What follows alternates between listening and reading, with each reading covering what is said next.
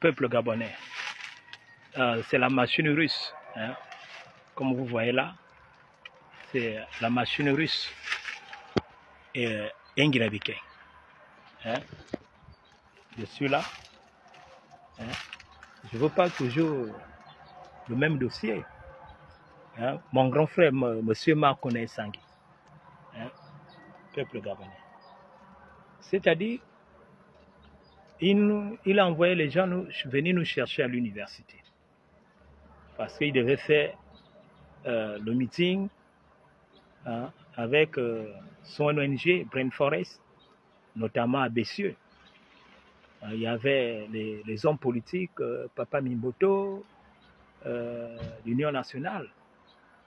Hein. Ils sont venus nous chercher à l'université, nous les étudiants. Parce qu'il y avait à ce moment-là, quand l'opposition fait les mouvements, nous aussi à l'université, on démarrait aussi ensemble pour que le régime change. Donc, Marconnet Sangui commence maintenant le meeting à Bessieux. Subitement, la police et la gendarmerie sont arrivés. Nous charger, peuple gabonais, nous charger sérieusement à Bessieux. Et moi, j'étais toujours à côté de M. Marconnet, que ceux-là, ils ne vont pas lui faire du mal. Marconnet Sangui, le troisième vice-président du Sénat, hein, hein, après Madame Paulette Missambo. Voilà, au Sénat, Marconnet. On nous a chargé lacrymogène, peuple gabonais, pour que le Gabon soit changé. Parce qu'on luttait pour l'alternance politique, pour que les Bongos ne soient plus au pouvoir. C'était ça notre combat.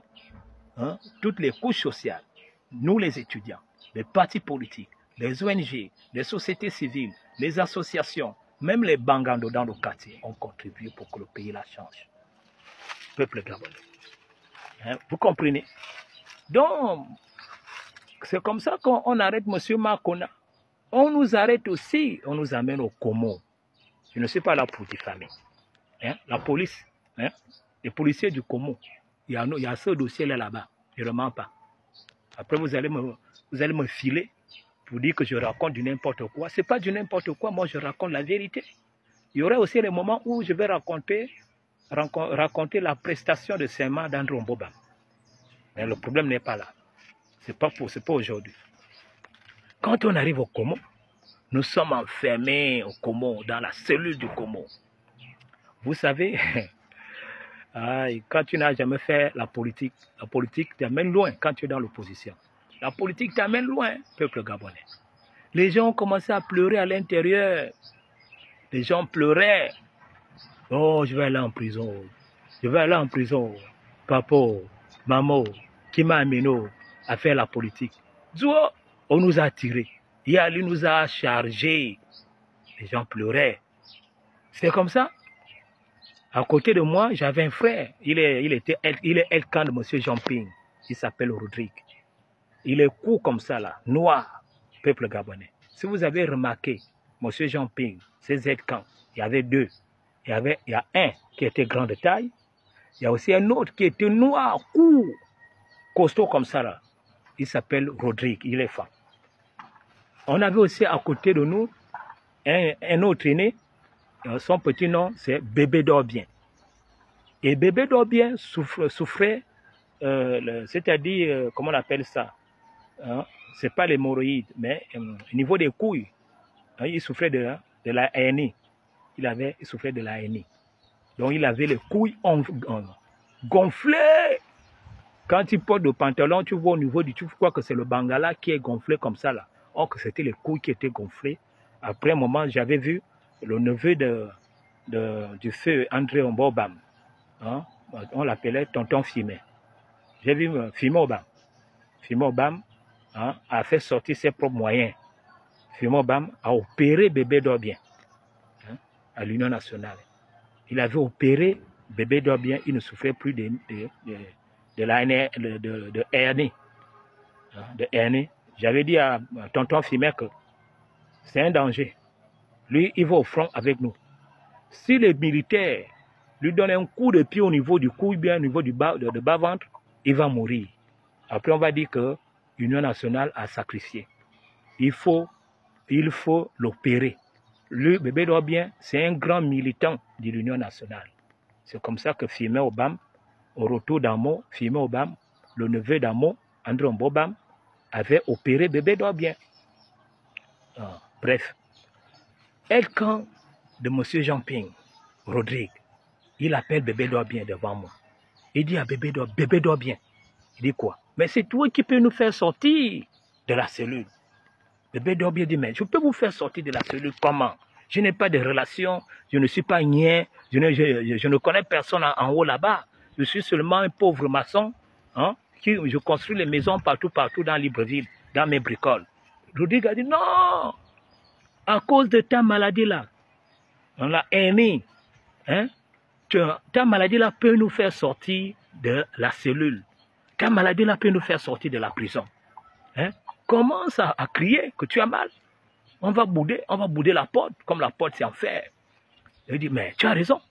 Il doit bien s'allonge maintenant dans la cellule par terre. Il s'allonge.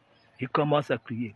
Aïe, aïe, aïe, j'ai mal, j'ai mal, j'ai mal, aïe, aïe, je vais mourir, je vais mourir, je vais mourir, aïe, aïe, j'ai besoin de médecins, j'ai besoin de médecins, amenez-moi à l'hôpital, amenez-moi à l'hôpital. C'est comme ça, moi, avec mon courage, j'ai commencé à bouder la cellule. On appelle ça bouder la cellule quand tu es en prison. Tu boudes la cellule, c'est-à-dire tu donnes les coups de poing, comme la porte c'est en fer. Tu donnes les coups de pied à la porte, oui, quand je prends un coup, le pied, je donne la porte, oui, et là, ça sonnait, bing, bing, bing, bing, bing. Je donne les coups de pied à la porte, ça donnait, bing, bing, bing, bing, bing. Je donne les coups de poing à la porte en fer, ça sonne fort, bing, bing, bing, bing, bing. Bim, bim, bim, bim, bim. Chef, chef, chef, quelqu'un va mourir, quelqu'un va mourir. On est malade ici, chef, on est malade ici. Je boude la cellule, boum, les coups de poing, les coups de pied, hein, à la porte en fer, ça sonnait, bim, bim, bim, bim. Chef, chef, quelqu'un va mourir en cellule, au secours, au secours. Hein, peuple gabonais. C'est comme ça que un agent est venu, il a ouvert la cellule. Oh. Je lui ai montré celui qui a allongé. L'agent l'a appelé, viens monsieur. Monsieur, vous souffrez quoi? Il dit non, il écarte les pieds. Hein? Regardez, il marchait comme ça. Il marchait comme ça. Parce que les couilles là, voilà, il marchait comme ça. Il marchait comme ça. Il marchait comme ça. Il marchait comme ça. Quand il s'est déshabillé devant le chef, quand le chef a vu les couilles, comment les couilles sont devenues comme les deux têtes de deux enfants.